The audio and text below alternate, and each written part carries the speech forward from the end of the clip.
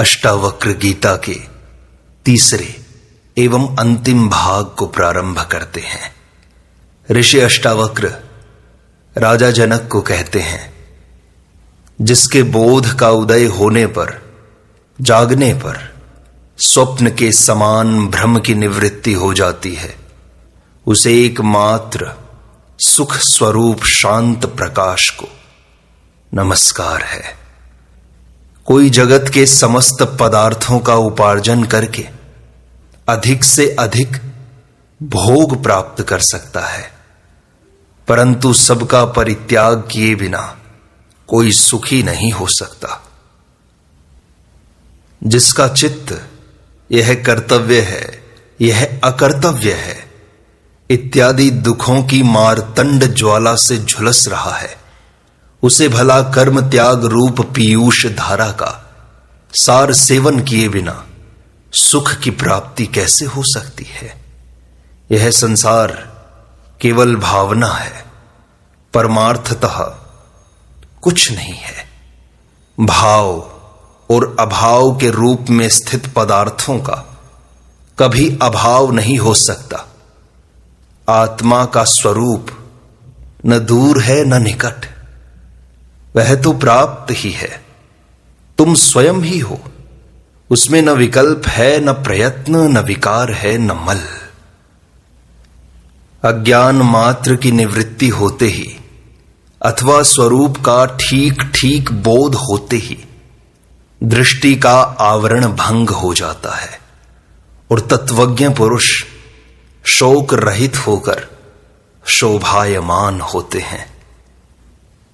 सब कुछ कल्पना मात्र है और आत्मा नित्य मुक्त है। धीर पुरुष इस बात को जानकर फिर बालक के समान क्या अभ्यास करे।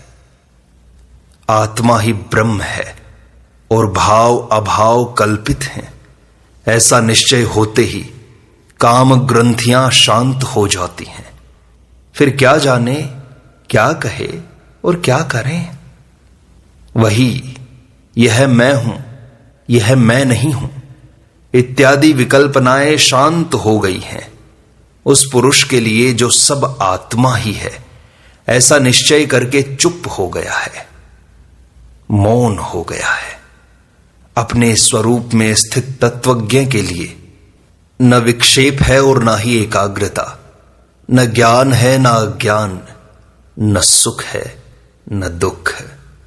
जो तत्वज्ञ स्वभाव से ही निर्विकल्प है, उसके लिए अपने राज्य में अथवा भिक्षा में, लाभ हानि में, भीड़ में अथवा सूने जंगल में कोई अंतर नहीं है। यह कर लिया वह कार्य शेष है। इन द्वंद्वों से जो मुक्त है, उसके लिए धर्म कहां, काम कहां, अर्थ कहां और विवेक भी कहां है।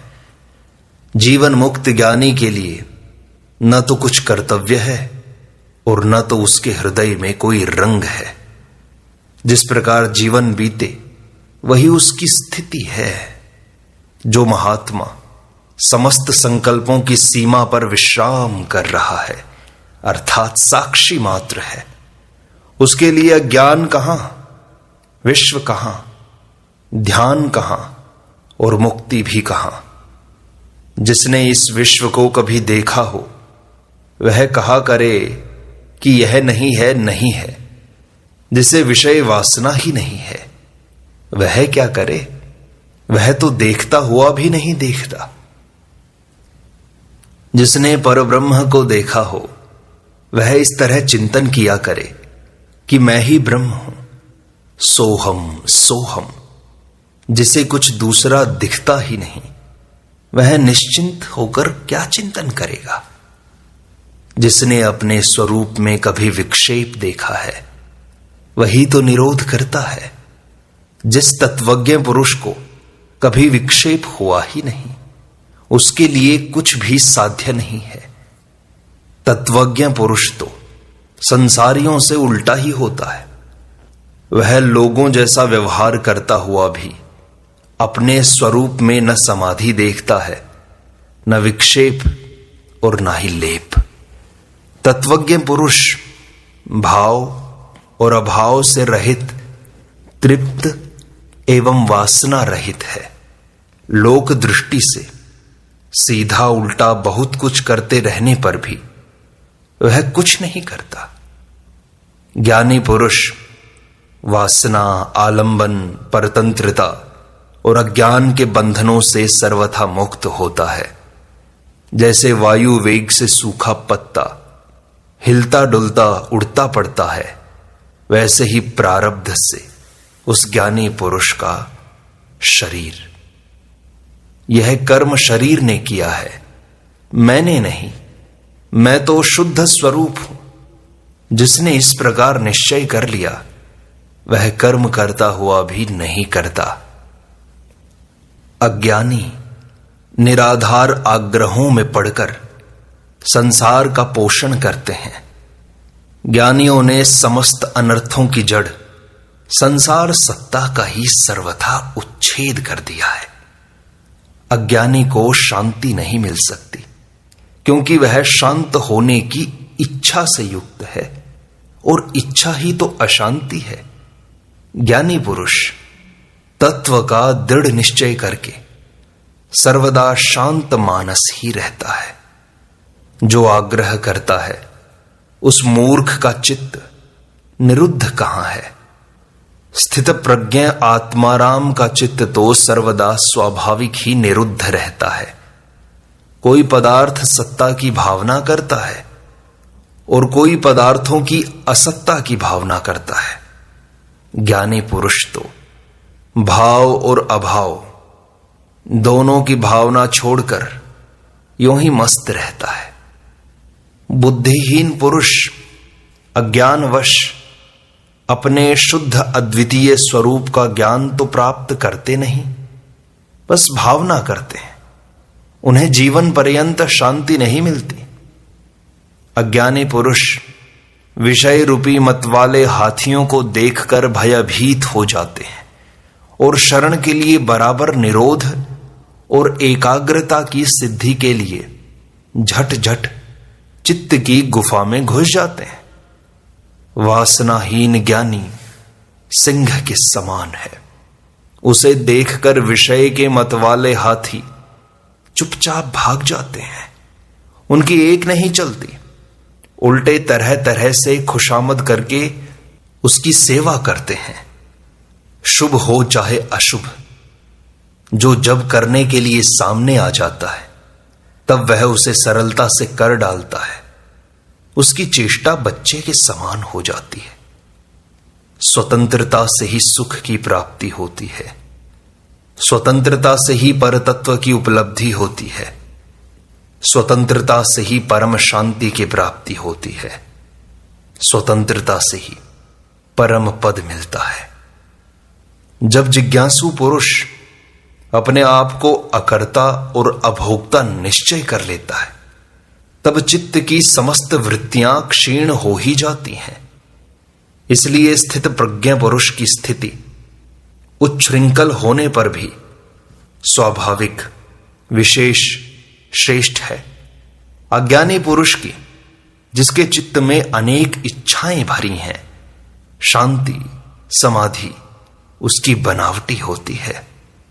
सेवक, पुत्र, स्त्री, दौहित्र और सगोत्र के द्वारा हंसी उड़ाए जाने पर, धिक्कार देने पर भी तत्वज्ञ पुरुष के चित्त में तनिक भी विकार नहीं होता। लोगों की दृष्टि से प्रसन्न होने पर भी वह प्रसन्न नहीं होता और खिन्न होने पर भी खिन्न नहीं होता। उसकी उन आश्चर्य दशाओं को वैसे लोग ही जानते हैं। कर्तव्य बुद्धि का नाम ही संसार है। विद्वान लोग उसे ही नहीं देखते, क्योंकि वे शून्याकार, निराकार, निर्विकार एवं निरामय होते हैं। अज्ञानी पुरुष कुछ न करता हो तब भी क्षोभवश सर्वत्र व्यग्र ही रहता है। कुशल स्थित प्रज्ञ पुरुष बहुत से काम करता हुआ भी शांत रहता है। मूढ़ पुरुष की निवृत्ति भी होती है और प्रवृत्ति भी। स्थित प्रज्ञ की प्रवृत्ति भी निवृत्ति का फल देती है। अज्ञानी पुरुष प्रायः गृह, द्रव्य आदि पदार्थों से वैराग्य करता है, परंतु जिसका देहाभिमान नष्ट हो चुका है उसके लिए कहां राग कहां विराग। अज्ञानी की दृष्टि सर्वदा भाव या अभाव में लगी रहती है। तत्वज्ञ पुरुष की दृष्टि तो दृश्य को देखते रहने पर भी अदृष्टि ही है। स्थित प्रज्ञ पुरुष सर्वदा आकाश के समान निर्विकल्प रहता है। उसकी दृष्टि में संसार कहां, उसका भान कहां, उसके लिए साध्य क्या और साधन क्या। बहुत कहने से क्या लाभ। स्थित प्रज्ञ तत्वज्ञ भोग और मोक्ष दोनों के प्रति आकांक्षा रहित होता है और सदा सर्वत्र राग द्वेष से रहित होता है। महत तत्व से लेकर संपूर्ण दृश्य द्वैत रूप जगत नाम मात्र का पसारा है। शुद्ध बोध स्वरूप तत्वज्ञ ने जब इसका परित्याग कर दिया तब भला उसका क्या कर्तव्य शेष रह गया। संसार का पर्यवसान है बुद्धि। अपने स्वरूप में बोधा, बुद्धि, बोध्य की त्रिपुटी माया मात्र प्रतीत हो रही है।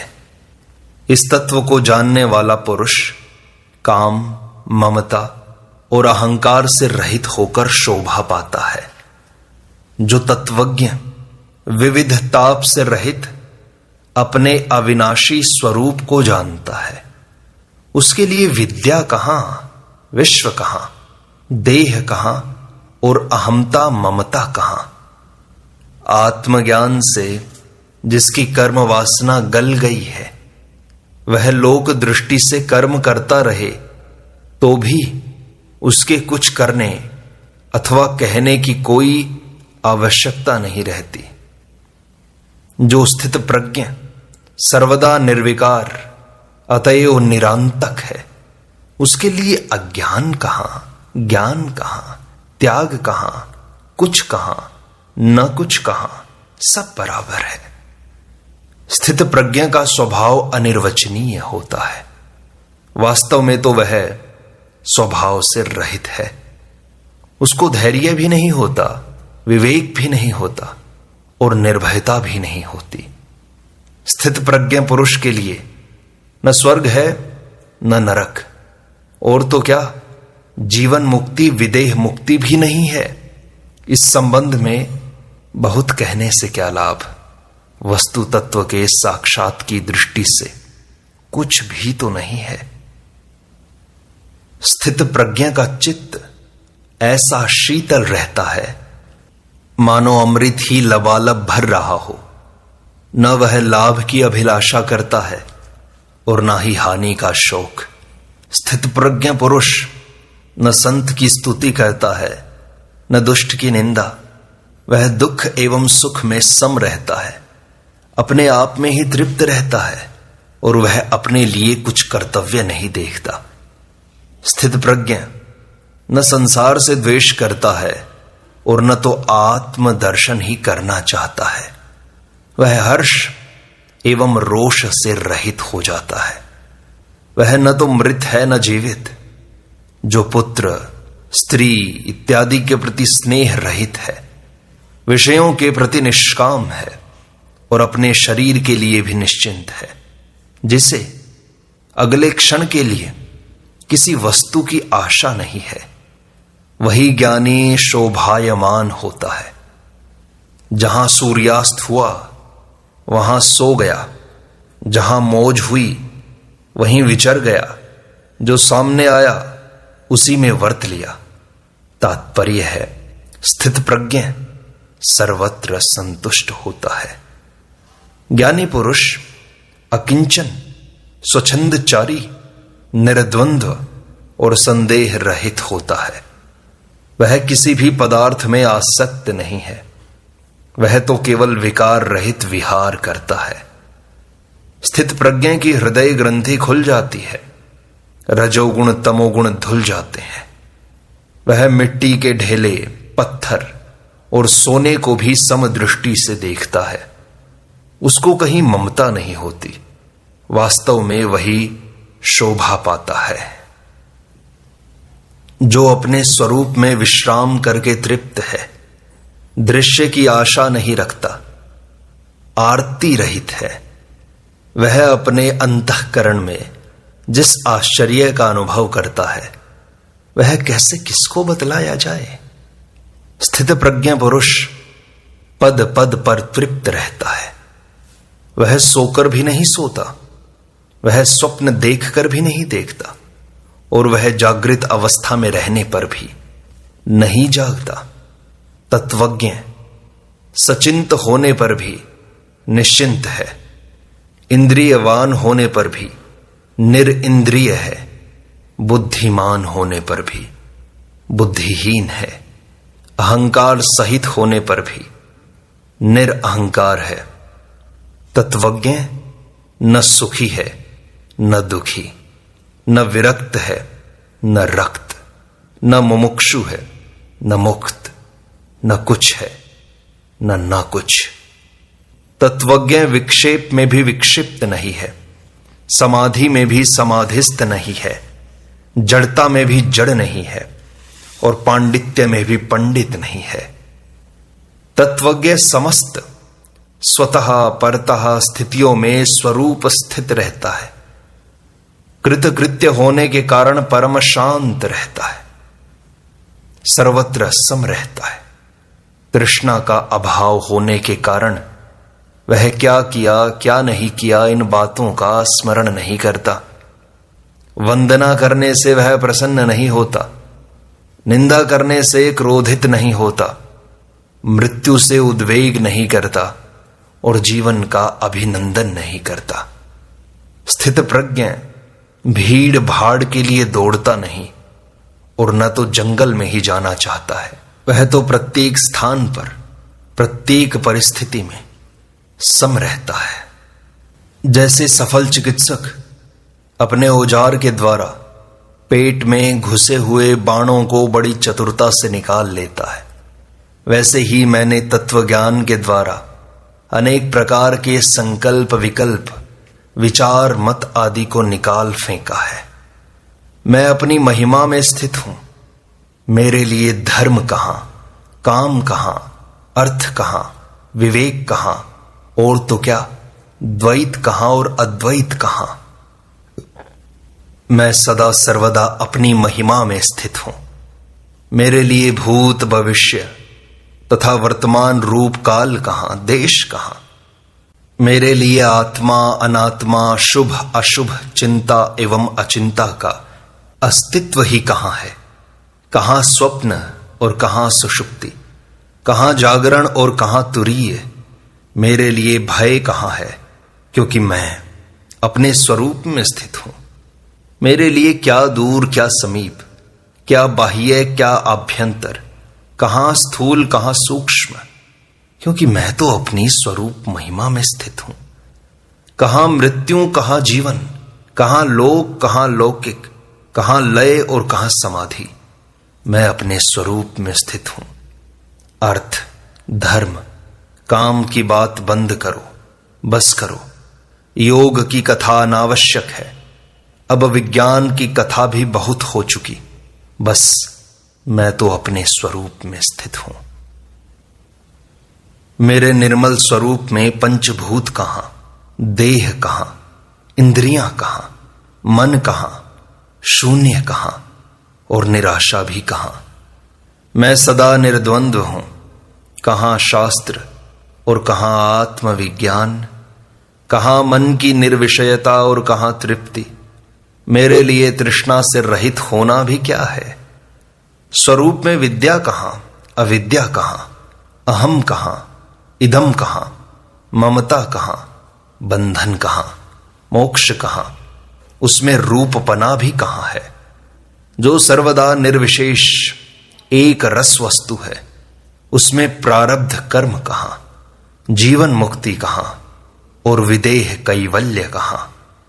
मेरे अद्वितीय स्वरूप में कहां सृष्टि और कहां संहार, कहां साध्य और कहां साधन, कहां साधक और कहां सिद्धि। मैं सर्वदा शुद्ध स्वरूप हूं। मुझ में न प्रमाता है न प्रमाण, न प्रमेय है न प्रमा, न कुछ है न कुछ। यह सारे भेद प्रकाश्यगत हैं। प्रकाशक से इनका कोई संबंध नहीं। प्रकाश से प्रकाश्य पृथक नहीं होता। इसलिए जिसकी सत्ता से सबका भाव हो रहा है वही मैं हूं। मैं सर्वदा निर्विकार, निस्पंद, निष्क्रिय हूं।